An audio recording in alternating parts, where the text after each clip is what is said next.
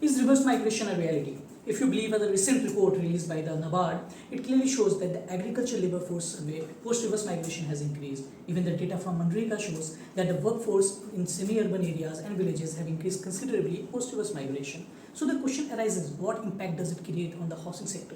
If you believe the analog report, it shows that the demand for housing in Tier 2 and Tier 3 cities has increased considerably post-COVID.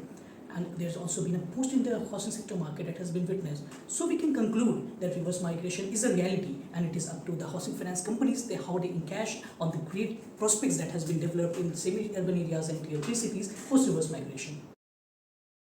How to get unparalleled reach. So we will be having on-field microfinance correspondents who will be called Griha Mitras. These Griha Mitras will be working part-time and they will be recruited through an online examination. Now the speciality of our idea is this will be integrated with existing Swatantra home loan application. Consider the Griha Mitra persona, Mr. Prakash. He gets to know about Griha Mitra scheme and he signs up online.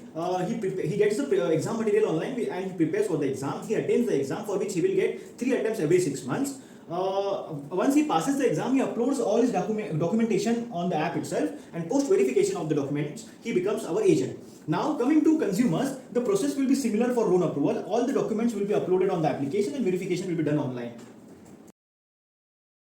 Now coming to the question of the compensation model for the Griha Mitras, what we are proposing is a productivity linked incentive model where the Griha Mitras will be paid in proportion with the amount of business that they bring for the corporation.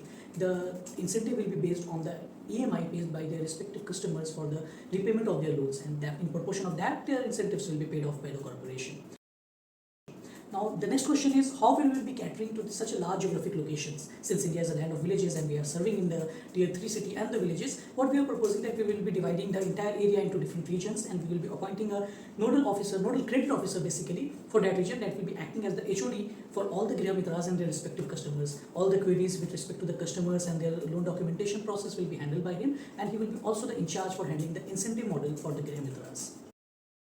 Effective credit underwriting, we will be using digitized KYC procedures. All the basic documents like Aadhaar card, land deed will be collected by the Griha Mitras and uploaded on the app, which will make our process entirely paperless. Second in the process is developing a credit score. We will be using credit data analytics tools of fintechs like Fineza, which will help us in accurate alternative credit score analysis. We will be also be making use of NHB Residex Index of published select Tier 2 and Tier 3 cities, which will help us in accurate property appraisal. And finally, we will be making use of robotic process automation, which will entirely automate and eliminate routine and mundane activities, thus freeing up the time of our workforce.